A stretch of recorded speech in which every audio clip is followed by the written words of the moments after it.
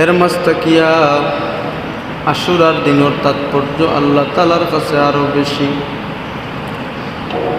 আশুরার দিনের তাৎপর্য আল্লাহর কাছে আরো বেশি, কারণ আশুরার দিন আল্লাহ রাব্বুল আলামিন অনেক ঘটনাগুলি ঘটাইছেন।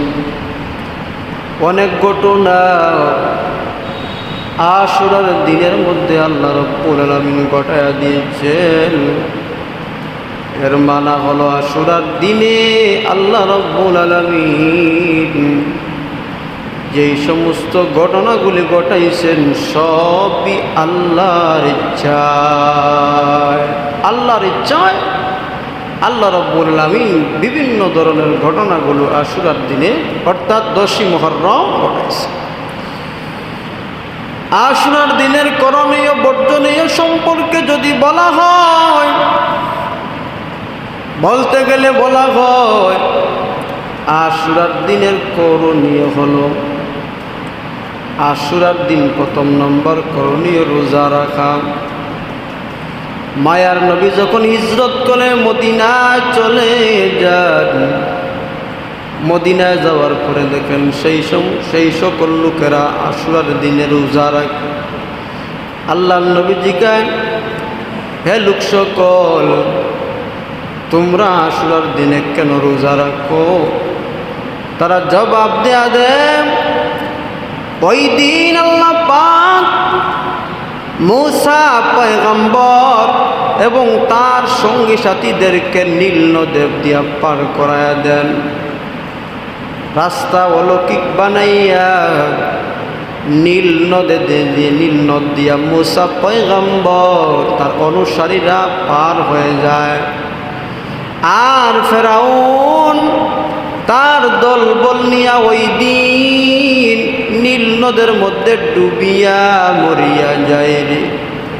এজন্য মূসা পয়গম্বরকে যে আল্লাহ এই দিনে এত পরিমাণ সহযোগিতা করলেন, এই শুকর আদায়ার্থে মূসা পয়গম্বর এই দিন আসলে রোজা রাখতেন, আমরাও রাখি। নবী আলাইহিস সালাম বলেন, মূসা কালিমুল্লাহকে তো আমরা আরো বেশি ভালোবাসি, এজন্য উম্মতদেরকে বলে দেন, আমার উম্মত সুমু ইয়াউমে আশুরা, সিয়ামু ইয়াউমে আশুরা ওয়া খালিফু ফীহিম ইয়াহুদ। ও আমার উম্মতের দল, তোমরা আশুরার দিনে 2টা রোজা রাখো। তারা রাখতো 1টা, তোমরা রাখো 2টা। হয় 9 এবং 10 অথবা 10 এবং 11 মুহররম মিলাইয়া রাখো রোজা। এটা হচ্ছে আশুরার দিনের করণীয় রে বাবা। কিন্তু আমরা জানি আশুরার দিনে আমরা কি করি? আমরা জানি কোনো কিছুই তো করি না, কোনো ইবাদত বলতে আমরা জানি না। আমরা জানি ওই দিন হুসাইন রাদিয়াল্লাহু তাআলা আনহু কারবালার ময়দানে নির্মমভাবে শহীদ হয়েছেন রে।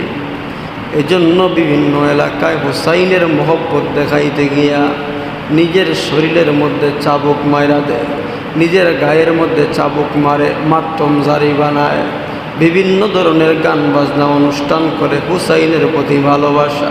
না না না না না, এটা ভালোবাসা নয়। ভালোবাসা হলো আল্লাহর ইচ্ছায় হুসাইন রাদিয়াল্লাহু তাআলা আনহু দুনিয়া থেকে চলে গেলেন। এমনকি কিছু লোক আমাদের সমাজে দেখা যায় হুসাইন রাদিয়াল্লাহু তাআলা আনহুর হত্যাকারী ইয়াজিদকে সাব্যস্ত করে হযরত আমির মুয়াবিয়া রাদিয়াল্লাহু তাআলা আনহুকে গালিগালাজ করে আর বলে, এমন একটা সন্তানকে খলিফা বানাইলেন যেই সন্তান আমার হুসাইনকে তারা শহীদ করেছে। লা লা লা লা, ওই কথা যদি আপনি বলেন আপনার কথা গ্রহণ করা যাবে না। কারণ ইয়াজিদ সরাসরি হুসাইন রাদিয়াল্লাহু তাআলা আনহুকে হত্যা করেন নাই, হত্যা উনি করেন নাই সরাসরি। ইয়াজিদ যখন জানতে পারল হুসাইন রাদিয়াল্লাহু তাআলা আনহু মক্কা থেকে কুফা নগরীতে প্রবেশ করতেছেন, এই সময় কুফার গভর্নর উবাইদুল্লাহ ইবনে জিয়াদকে উনি ডাক দিলেন।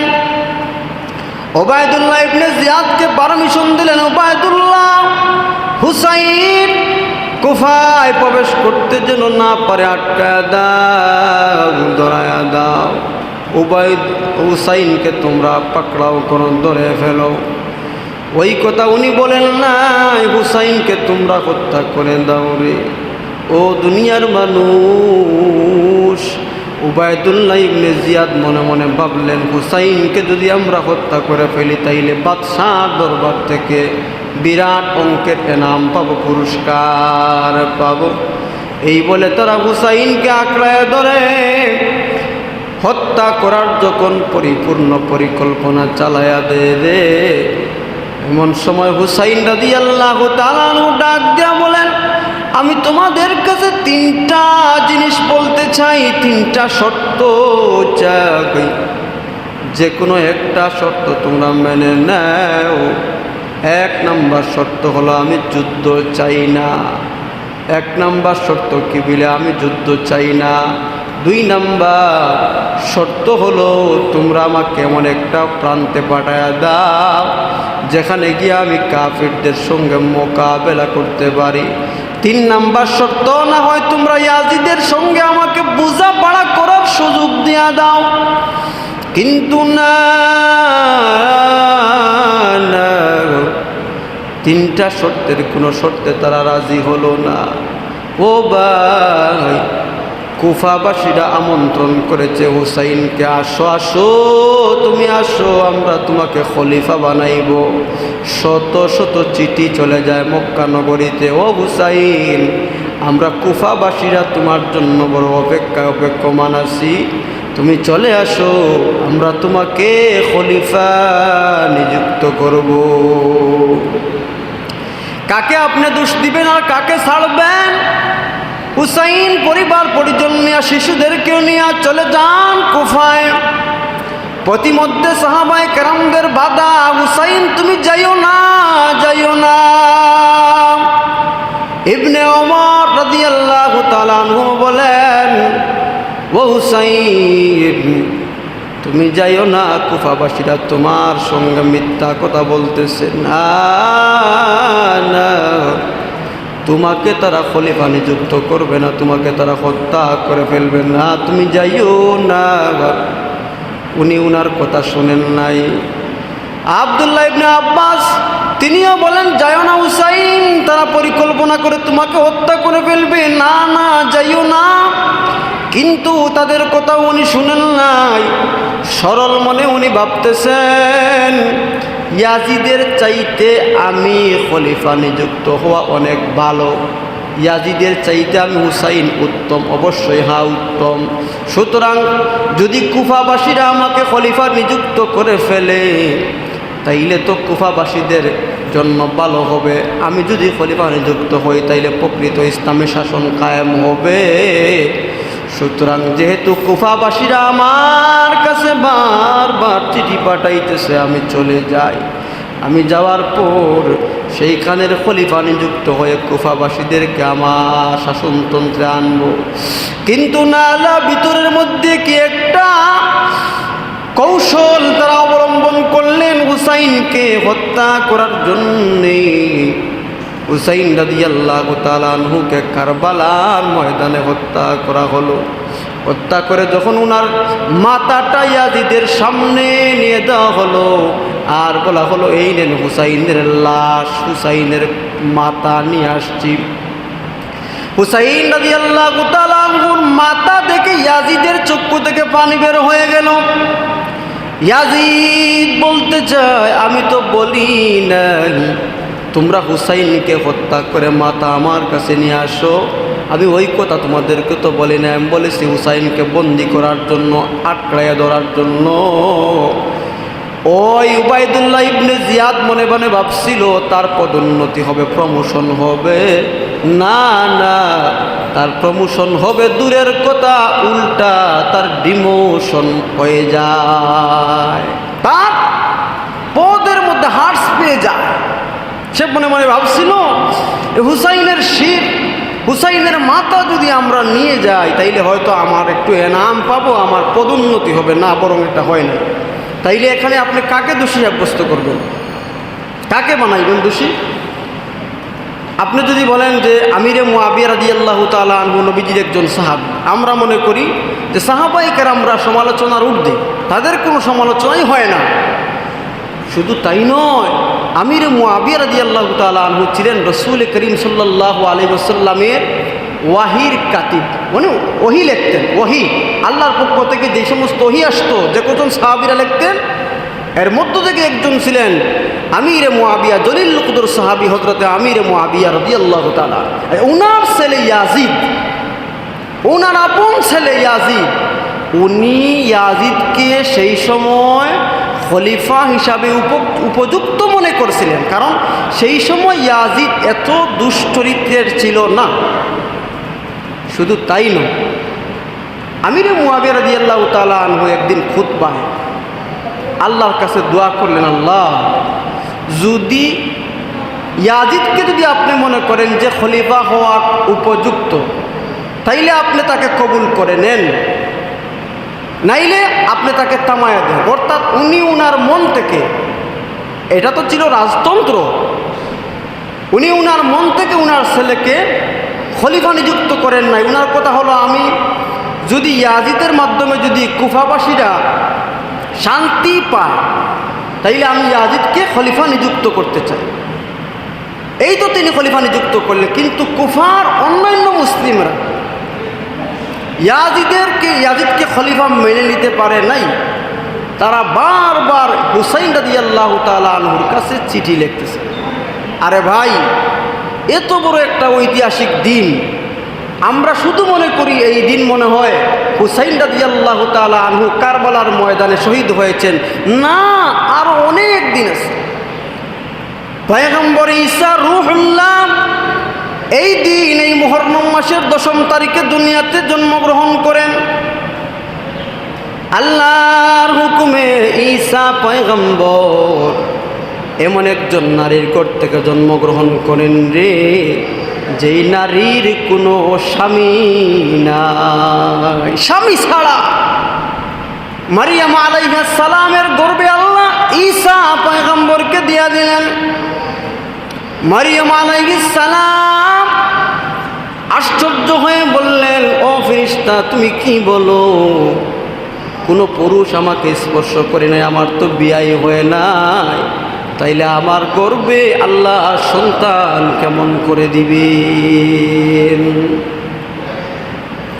কোরআনে কারীমের মধ্যে ঘটনা, আল্লাহ রাব্বুল আমিন বলেন, ওয়াযকুর ফিল কিতাবি মারইয়াম ইযিন তাবাযাত মিন আহলিহা মাকানান শারকিয়্যা ফাত্তাখাযাত মিন দুনিহিম হিজাবা فأرسلنا إليها روحنا فتمثل لها بشرا سويا قالت إني أعوذ بالرحمن منك إن كنت تقيا قال إنما أنا رسول ربك لأهب لك غلاما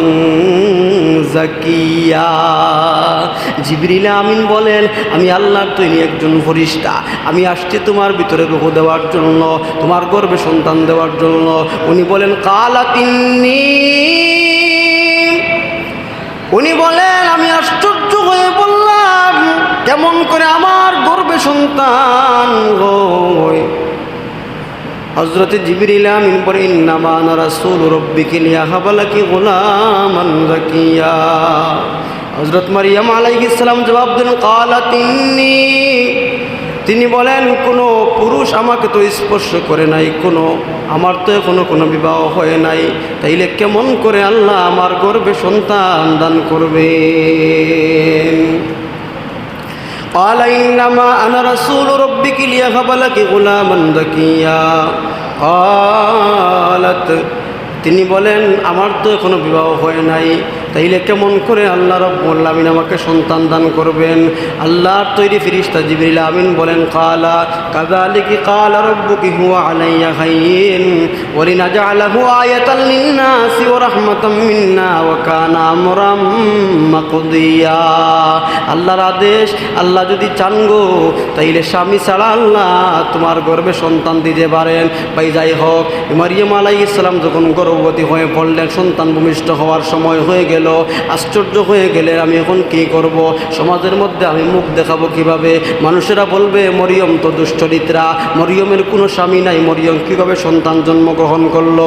আল্লাহ রাব্বুল আমিন পথ বাতায়া দিলেন, মরিয়ম যখন তোমাকে মানুষ কথা বলবে তখন তুমি ওই সন্তানের দিকে ইশারা দিয়া দিও। সন্তান জবাব দিবে সে কোত্থেকে আসলো। মরিয়ম আলাইহিস সালাম যখন ফুটফুটে সন্তান ঈসা পয়গম্বরকে যখন নিয়ে যখন গ্রামের মধ্যে ঢুকলেন, মানুষেরা যখন প্রশ্ন করা শুরু করলো, এই ঈসা পয়গম্বর এই সন্তানটা কোথার থেকে আসলো? মরিয়ম দুশ্চরিত্রা, মরিয়ম দুশ্চরিত্রা, মরিয়মের তো কোনো বিবাহ হয় নাই, তাইলে সন্তান কেমন করে আসলো? ফাশারাত ইলাইহি, তখন মরিয়ম আলাইহিস সালাম ওই সন্তানের দিকে ইশারা করলেন। তারা আশ্চর্য হয়ে গেলেন, দুধের শিশুর সঙ্গে আমরা কথা বলবো কেমন করে? আল্লাহু আকবার। তারা বলতে চান, দুধের শিশুর সঙ্গে আমরা কথা বলবো কেমন করে রে? কিন্তু ইশারা দিতে দেরি হয়, ঈসা পয়গম্বরের জবান থেকে বের হয়, ক্বালা ইন্নী আবদুল্লাহ আতানিয়াল কিতাবা ওয়া জাআলানি নবিয়্যা। ঈসা পয়গম্বর ইশারা করতে দেরি হয়, কথা বলতে দেরি হয় না, সঙ্গে সঙ্গে বলেন, আমি হচ্ছি আল্লাহর বান্দা, আমি তোমাদের নবী হয়ে তোমাদের জন্য কিতাব পর্যন্ত নিয়ে আসতে। সুবহানাল্লাহ। যাই হোক ভাই, ঈসা পয়গম্বরকেও আল্লাহ এই দিনে দুনিয়ার জমিনে পাঠাইছেন। আর কি হলো? বিশেষ বিশেষ যে বিষয়গুলা আল্লাহ রাব্বুল আমিন এই দিনে আদম আলাইহিস সালামের তওবা কবুল করছেন। আদম আলাইহিস সালামের তওবা আল্লাহ কি করছেন? কবুল করছেন। তে আমরা কি আমাদের জীবনে কোনো গুনাহ নাই? আমরা কি এত নিষ্পাপ? আমরা যদি আমাদের রবের কাছে মুনাজাত তুলে ধরি, মালিক এই 10 মুহররম আশুরার দিন তুমি আদম আলাইহিস সালামের তওবা কবুল করেছো, ও আমার মালিক, আমার আল্লাহ, আমার জীবনে তো অনেক গুনাহ আমি করছি, আমি দেখি আমার জীবনে শুধু গুনাহ আর গুনাহ, কবিরা গুনাহ, কবিরা গুনাহ, সগীরা গুনাহ নাই, শুধু কবিরা গুনাহ, শুধু কবিরা গুনাহ। ও আল্লাহ, আমি তোমার দরবারে মোনাজাত করলাম, আমি তোমার দরবারে পানা চাইলাম, আমি তোমার দরবারে সালেন্ডার হইলাম, আমি তোমার কাছে ফিরে আসলাম, আমি তোমার কাছে আসামির বেশে দাঁড়াইয়া আমি তোমার কাছে জুরহাত দিয়ে তওবা করলাম রে মালিক। তুমি যেমন করে এই দিন আদম আলাইহিস সালামের তওবা কবুল করেছো, আমি তোমার কাছে আবার তওবা করলাম। আল্লাহ, আমি ওয়াদাবদ্ধ হইলাম ভবিষ্যতে আর কোনোদিন এই ধরনের গুনাহে আমি লিপ্ত হব না। আল্লাহ গো, তুমি যেমন করে আদম আলাইহিস সালামের তওবা কবুল করেছো রে মালিক, ঠিক তেমন করে তুমি আমার তওবা কবুল করে নাও। এই দিনে আদম আলাইহিস সালামের তওবা আল্লাহ কবুল করলে আর কি হলো রে ভাই? ফেরাউনের যে আক্রমণ, ফেরাউনের যে দুঃশাসন থেকে মূসা আলাইহিস সালামকে আল্লাহ মুক্তি দিয়া দিলেন, চিরতরে মুক্তি, চিরতরে মুক্তি, চিরতরে মুক্তি। ফেরাউন এখনো আসে মিশর জাদু করে, আল্লাহ ফেরাউনের লাশটাকে পচাইয়া দেন নাই। কিয়ামত পর্যন্ত গোটা উম্মতের জন্য শিক্ষা হলো, দেখো রে, এমন একটা লাশ, এই লাশটাকে পোকামাকড়েও খায় না, মিশর জাদুঘরের মধ্যে পড়ে আছে ফেরাউনের লাশ। ফেরাউন মূসা আলাইহিস সালামকে অনেক নির্যাতন নিপীড়ন করেছে, দুঃশাসন করেছে। মূসা পয়গম্বর সেই নীল নদের মধ্যে আল্লাহর হুকুমের লাঠি দ্বারা স্পর্শ করার সঙ্গে সঙ্গে 12টা রাস্তা হয়ে যায়। মূসা পয়গম্বর রাস্তা দিয়ে দলবল নিয়ে চলে যান রে। ফেরাউনও দেখলো যে মূসা যাইতেছে, আমরাও যাই রে। কিন্তু মধ্যখানে যাওয়ার পরে, নীল নদের মধ্যখানে যাওয়ার পরে দুই পাশের মাটিগুলো একাকার হয়ে আবার পানিতে রূপান্তরিত হয়ে যায় রে। বুড়া সহ ফেরাউনের সব দলবল ওই পানির মধ্যে ডুবে যায়। এইবার ফেরাউন এখন সে বুঝতে পারছে এখন আর বাঁচার আর কোনো রক্ষা নাই। এবার বলে, আল্লাহ, আমি তোমার উপরে ঈমান আনলাম, আমি ওই আল্লাহর উপরে ঈমান আনলাম যে মূসা কালিমুল্লাহ যে আল্লাহর উপরে ঈমান আনছে না, আমিও সেই আল্লাহর উপরে ঈমান আনলাম। কিন্তু না না, আল্লাহ বললেন এবার হবে না, তোর তওবা আমি কবুল করব না, কারণ তুই সীমা ছাড়িয়ে গিয়েছিস। এখন তো তোর মরণ একেবারে সামনে, তুই নিশ্চিত বুঝে গেছিস এই মুহূর্তে তোর মৃত্যু হয়ে যাবে, আমি এখন তোর তওবা কবুল করব না। লাউ কুনতা মিনাল মুফসিদিন, না না, আমি তোর তওবা কবুল করব না। এমত অবস্থায় সেই নীল নদের মধ্যে ডুবে ফেরাউন সহ তার দল বলগুলা একেবারে ধ্বংস হয়ে যায়। ফেরাউনের লাশটা দেখো মিশর জাদুঘরে, খায় না কোনো পোকামাকড়, সবাই ঘৃণা করে। এখন পর্যন্ত ফেরাউনের নিদর্শনগুলো পাওয়া যায়, কোনো পোকামাকড় স্পর্শ করে না রে, কারণ এত ঘৃণা, এত ঘৃণা, এত ঘৃণা, এত দুঃশাসন, এত ক্ষমতা ছিল ফেরাউনের, এত পরিমাণ জালিয়াতি আর জুলুম নির্যাতন করেছিল, কিন্তু সারাটা জীবন দুনিয়ার জমিনে সে টিকে থাকতে পারে নাই। এই দিনের এত বড় মহামূল্য, এই দিনে তো দামি, এই দিনে তো দামি। সুতরাং ভাই, আশুরার দিনে আমরা আল্লাহর কাছে চাইব। আরেকটা কথা হলো, আশুরার দিনে আপনার পরিবারের জন্য খরচের ব্যবস্থা করেন, বাজারের ব্যবস্থা করে দেন, আল্লাহ আপনাকে বরকত দিয়া দিবে সারাটা বছর। যেই মানুষটা তার পরিবারের জন্য আশুরার দিন হাত প্রশস্ত করে বাজার নিয়ে আসবে রে, খরচ নিয়ে আসবে সারাটা বছর, আল্লাহ তাকে রহমত দিয়া দিবেন, বরকত দিয়া দিবেন, অভাবের মধ্যে আল্লাহ ফালাইবেন না। এখন আপনার বাড়িতে আপনি বাজার সদাই করবেন, আশুরার দিনে সুন্নতটা আদায় হয়ে গেল, পাশাপাশি আল্লাহ পাক আগামী 1 বছর আপনাকে কোনো বড় ধরনের অভাবের মধ্যে ফালাইবেন না। হাত একটু প্রসারিত করে বাড়ির জন্য, পরিবারের জন্য কিছু খরচপাতি আমরা করার চেষ্টা করব। দুস্থ আহবাবেরা,